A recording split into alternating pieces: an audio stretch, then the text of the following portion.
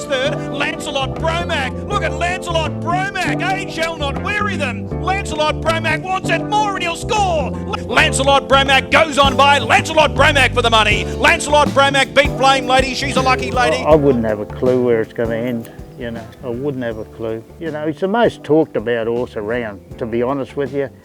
He's got a pretty big following. You know, when he had his 400 start, people text me on the phone, you know, good on your Lance, 400. Yeah, he's 400. You know, like, it's like he turned 100, you know. They wouldn't hold the race at Albion Park on Tuesday without Lancelot Bromack there, yeah. Actually quite fortunate to be in the horse, really. Stu approached me about 2 years ago, 18 months, 2 years ago. The previous owner of the horse was keen to move on, and she said, oh, we might be able to have a bit of fun with him. So I jumped at the opportunity to get involved. It sort of felt like I'd owned Lancelot Bromack before I even did, because I followed him all through his career and been you know, good mates with Stu for a number of years now, and always wanted to race a horse with him ever since I met Stu all those years ago as a little tacker going to the trot. So and he's sort of become a bit of a people's horse up there, so it's quite special. And every time the horse wins, you know, we certainly feel like we've achieved something together. And I think each time he does win, they're getting more and more special, because, well, he is getting older, and you just don't know whether, you know, is this going to be the last one? So each time he does win, it's a real pump of the fist moment. We, you know, we're quite jubilant about it for a couple of days, and then quickly move on to his to his next start the following week. We don't do a lot with him through the week. He goes out and he just does his little thing, you know. Even when you jog him, he doesn't want to get too excited. He just moseys around. Then we throw him in the swim every day, and it just seems to click with him. Like, if you race him, he'll come over and he'll put him out in the paddock, and he'll buck around the paddock and see his mates, and he'll never leave a grain of oat. He just eats everything, you know. He's a guts. Yeah. He's a grumpy old bugger.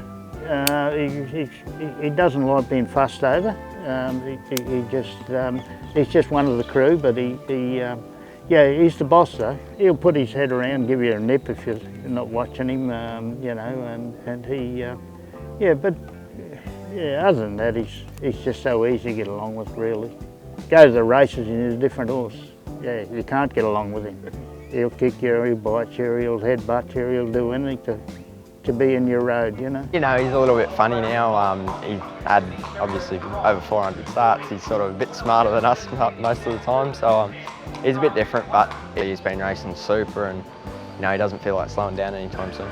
He sort of knows what he's doing. Just like I said, you sort of got to try and outsmart him. He's been around that many times. He knows what's going on. For sure, obviously, don't sort of win 30 races if you're no good. So he's still going, and I'm sure he'll win a few more yet. Been there for 420 starts or something now. Yeah, in the same tie-up rail. Yeah, box. Yeah, no one else is going to jump into his stable. Yeah.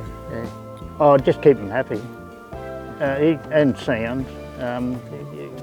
He's as sound as you want him at this moment, you know. So, and I think he's more of a summer horse too. He goes a bit better in summer, but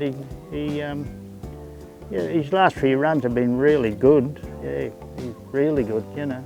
For Stu and what he does and how he's cared for the horse, and I'm, as I said, just very fortunate to be along for the ride, and had, you know, really a lot of fun owning the horse.